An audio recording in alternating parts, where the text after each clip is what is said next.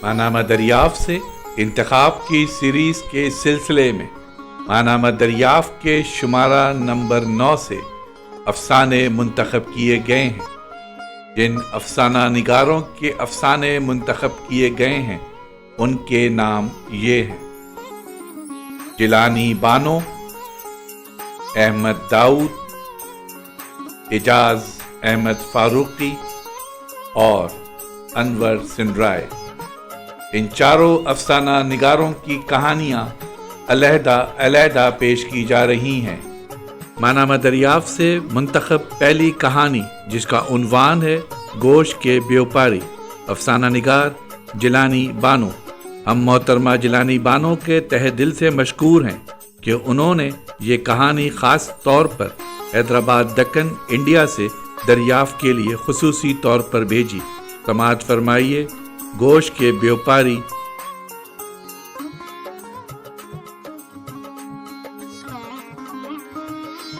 आज फिर अस्पताल की सबसे ऊंची छत पर वो गिद्ध बैठा था।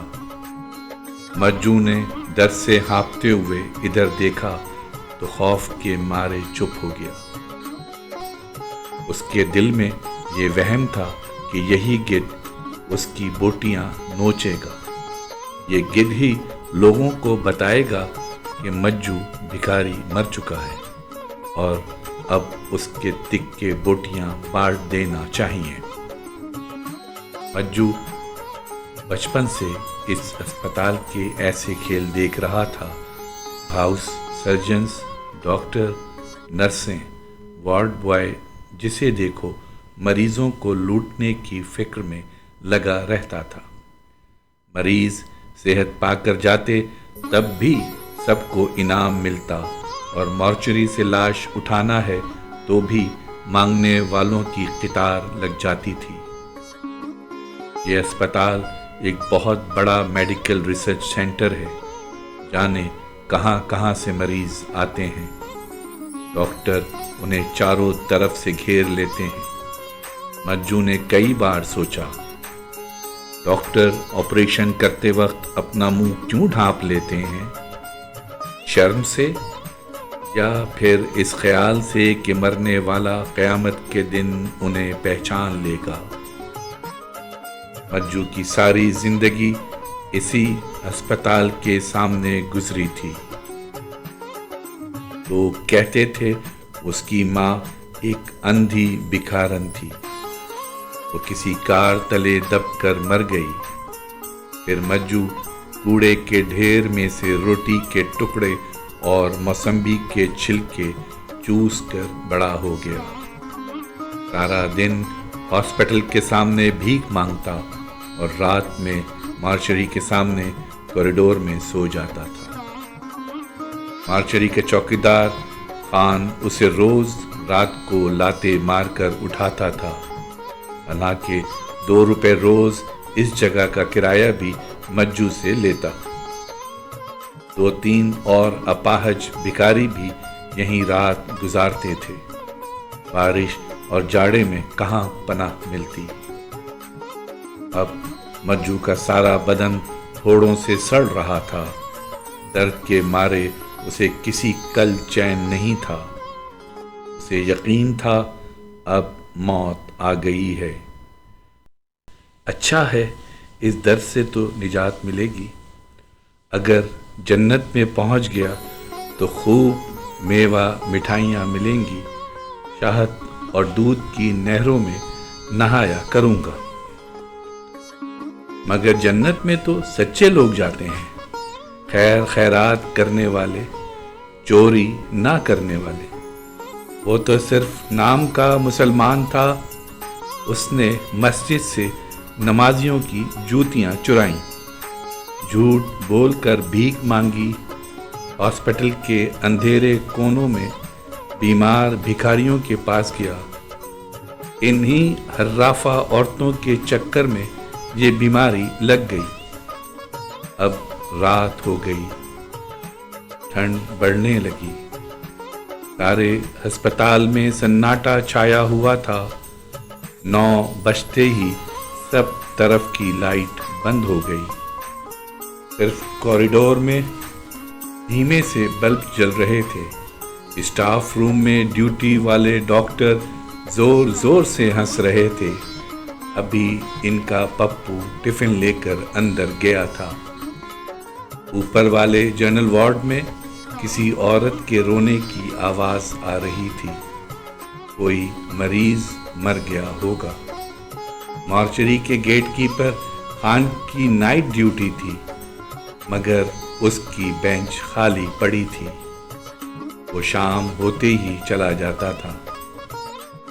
کئی بار لاش لینے والے لوگ آتے اور اسے ڈھونڈ کر چلے جاتے تھے۔ مجو کا درد اور بڑھ گیا۔ اتنی ٹھنڈ میں بھی بدن میں آگ لگی تھی۔ پیاس کے مارے حلق سوکھ گیا تھا۔ کئی بار اس نے نرس کو پکارا۔ نرس پر فالج کا حملہ ہوا تھا، اس لیے وہ گم سم پڑا رہتا تھا۔ 2 کاریں ایک ساتھ اندر آئیں۔ Air cardiology intensive care unit کی طرف چلی گئی۔ دوسری پولیس کی وین تھی۔ وہ مارچری کے پاس آ کر رک گئی۔ ایک پولیس انسپکٹر اترا اور ادھر ادھر دیکھنے لگا۔ پولیس والے کو دیکھتے ہی مجو کو ڈر لگتا تھا۔ پولیس والوں نے اسے ہمیشہ بے قصور مارا تھا۔ کیا پتہ اس وقت بھی یہاں لیٹنے پر وہ لاتے مارنا شروع کر دے۔ یہاں کوئی چوکیدار نہیں ہے؟ پولیس انسپکٹر بہت گھبرایا ہوا تھا۔ خان صاحب ادھر ہوٹل میں ہوں گا صاحب، مجو نے ڈرتے ڈرتے کہا۔ خان نے انسپکٹر کو دیکھ لیا تھا اور دوڑتا ہوا آ رہا تھا۔ انسپکٹر اس کا ہاتھ پکڑ کے اندھیرے میں ادھر گھسیٹتا ہوا لے آیا جہاں مجو پڑا تھا۔ وہ بے چینی سے پاؤں پٹک رہا تھا۔ اس کے بھاری بوٹ کسی بھی وقت مجو کو کچل سکتے تھے۔ کل رات مارچری میں کچھ لاشیں آئی ہیں کیا؟ جی ہاں، ایک لاری کے نیچے کچل گیا سو لڑکا ہے۔ ایک عورت کو نالے میں جا کے ڈال دیے تھے اور ایک چھوٹا بچہ کچرے میں پڑا تھا۔ بس ٹھیک ہے، انسپکٹر نے آگے بڑھتے ہوئے کہا۔ وہ نوجوان کی ڈیڈ باڈی میرے کو دے دو، میں جیپ ادھر لے کر آتا ہوں۔ نکو صاحب، خان نے گھبرا کر کہا، وہ ڈیڈ باڈی آج صبح کو آئی ہے، کوئی لینے کو آ گیا تو؟ ارے کون آتا ہے اب؟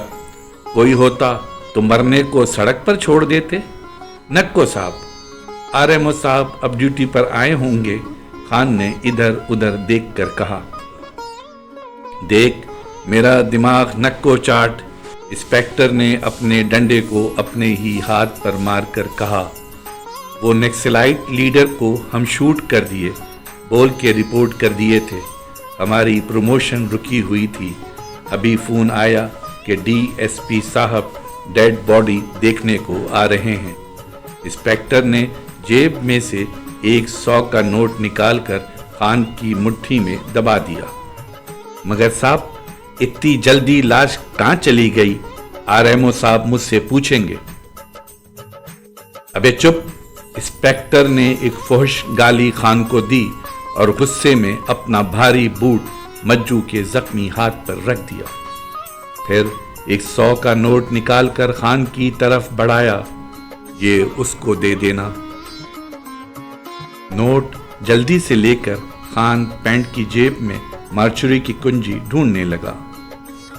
بقیہ افسانہ پارٹ 2 میں ملاحظہ فرمائیے۔